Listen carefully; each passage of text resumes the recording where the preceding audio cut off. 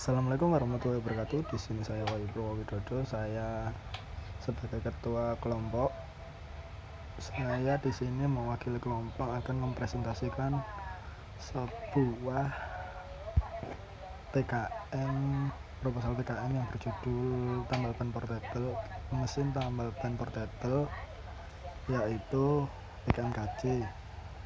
Ya, pendahuluan. Latar belakang terjadinya kebocoran ban saat di jalan sering sekali terjadi, entah itu karena ban terlalu panas akibat selalu terkena gesekan dengan aspal jalan atau terkena benda tajam seperti paku, kayu runcing, dan lain sebagainya. Ditambah lagi jalan Indonesia banyak yang rusak terlubang akibat panasnya iklim cuaca di Indonesia.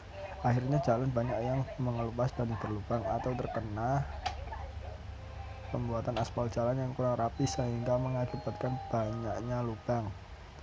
Seringnya ban sepeda motor yang bocor membuat para pengendara jengkel, apalagi belum mengenal daerah tersebut, membuat para pengendara kesulitan untuk menemukan tempat tambal ban tersebut.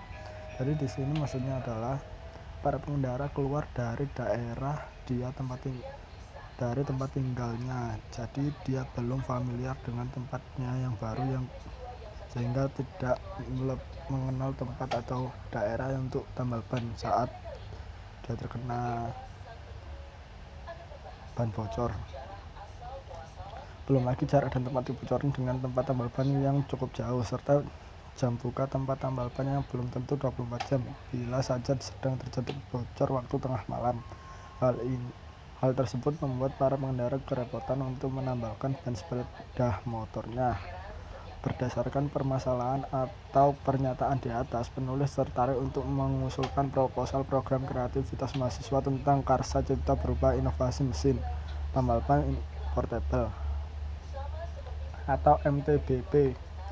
MTBP menginovasi dari alat tambal ban yang sudah ada pada umumnya, yang berat dan besar menjadi lebih ringan serta lebih simpel, kecil, sehingga mudah dibawa kemanapun serta lebih mudah untuk digunakan. Rumusan masalah. Berdasarkan latar belakang yang diuraikan di atas, maka rumusan masalah yang akan dibahas yaitu bagaimana konsep dasar dan komponen mesin tambal ban portable, bagaimana cara kerja mesin tambal ban portable, bagaimana dampak adanya mesin tambal ban portable. Tujuannya yaitu untuk mengetahui bentuk desain mesin, untuk mengetahui bagaimana cara mengoperasikan mesin tambal ban, untuk mengetahui dampak yang akan ditimbulkan dengan adanya mesin tambal ban portable.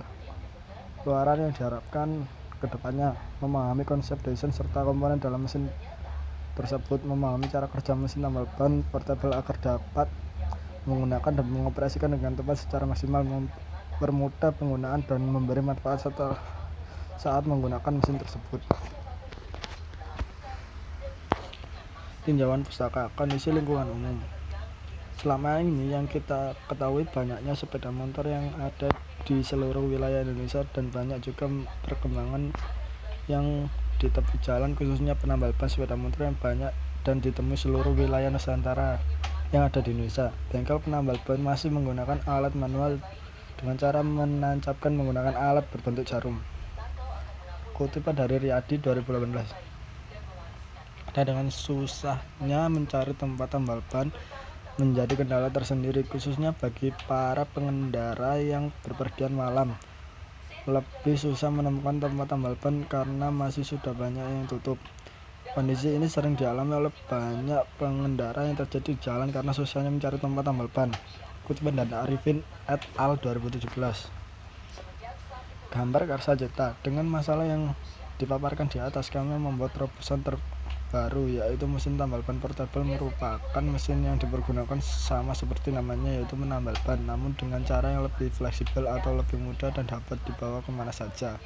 Roda motor dan mobil di era kedepannya akan beralih dari ban biasa menjadi ban tubeless. Jadi di sini maksudnya yaitu sepeda motor dan ban ada beberapa yang masih menggunakan ban biasa, yang yaitu dengan seperti karet itu, jadi tidak menggunakan tubeless. Jadi mungkin kedepannya itu semua ban dari sepeda motor sampai mobil akan berubah dari ban biasa menjadi ban tubeless karena lebih efisien, lebih awet dan lebih kuat.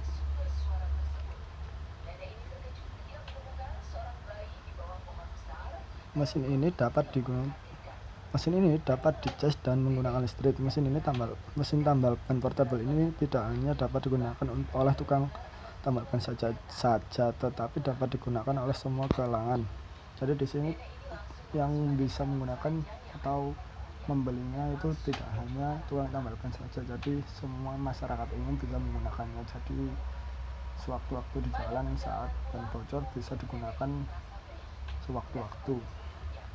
Jadi ini gambar karsa cita atau prototipe dari mesin kami. Sistem kerja alat.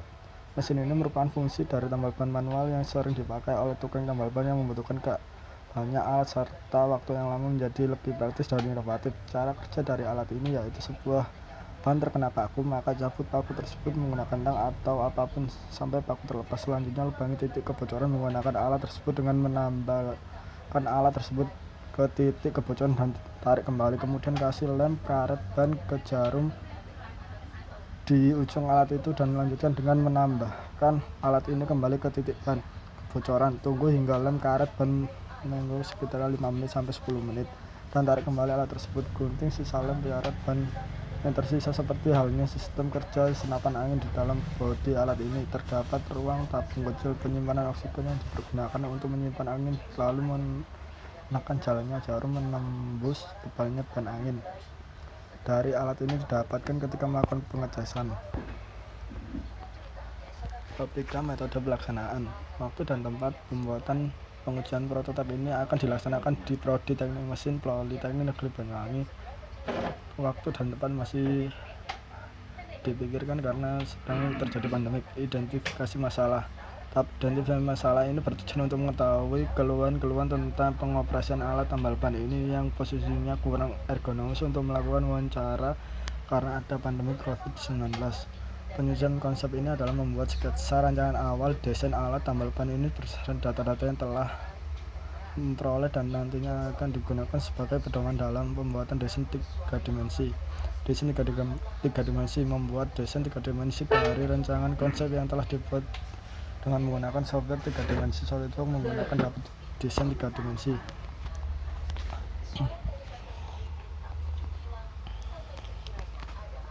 Pengujian dan evaluasi alat.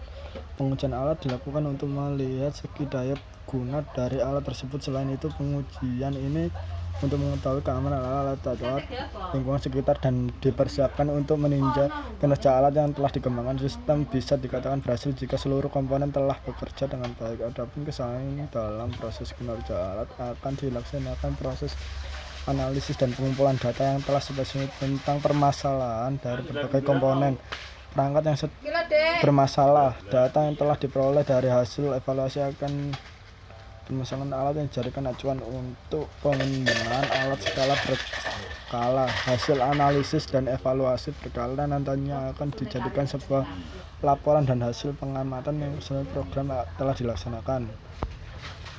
Biaya anggaran dari biaya ini yaitu perlengkapan yang diperlukan 60.000, bahan habis pakai, perjalanan lain-lainnya, dan jumlahnya yaitu sekitar 250.000. Di sini anggaran masih sedang diupayakan karena masih banyak kesalahan. Jadwal jalannya yaitu di sini pengumpulan alat dan bahan minggu pertama sampai keempat, perencanaan bulan pertama minggu keempat sampai bulan kedua minggu ketiga. Alat yaitu pembuatan alat yaitu dari minggu keempat bulan kedua sampai minggu ke-1 bulan keempat. Pengujian alat dari bulan keempat minggu pertama sampai bulan keempat minggu keempat. Analisis dan evaluasi bulan kelima minggu pertama sampai bulan kelima minggu ketiga. Aplikasi dari bulan kelima minggu ketiga sampai bulan kelima minggu keempat. Di sini bentuk jenisnya, grafiknya yaitu seperti ini, dan ini daftar pustakanya. Lampirannya yaitu saya sendiri, Nama lengkap ketua anggota yaitu Wahyu Widodo, dan biodata anggota pertama yaitu Dimas Pujianto, dan biodata kedua yaitu Muhammad Yusuf Maulana. Di sini dosen pembimbingnya dari kami yaitu Ika Yuanita SPD MMPD, dan ini judul penelitian pembagian bidang masyarakat. Lampiran justifikasi anggaran kegiatan ini masih proses ya, karena banyak kesalahan dan masih survei jenis perlengkapan dan bahan yang dipakai cairan resin. Harga persatuan yaitu 40.000, kabel, pipa setengah dim, cetakan, serabut, kawat, karet, tambal baut, obeng lain-lainnya. Jumlahnya yaitu 547.000. Ya, di sini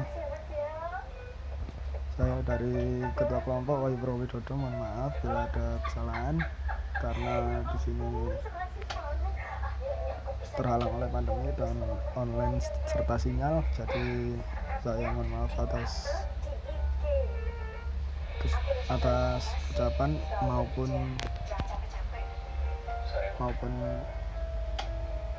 yang lain-lain. Jadi assalamualaikum warahmatullahi wabarakatuh. Kakak ini ada di sini bukannya ada kerjaan bareng sama Mas Al?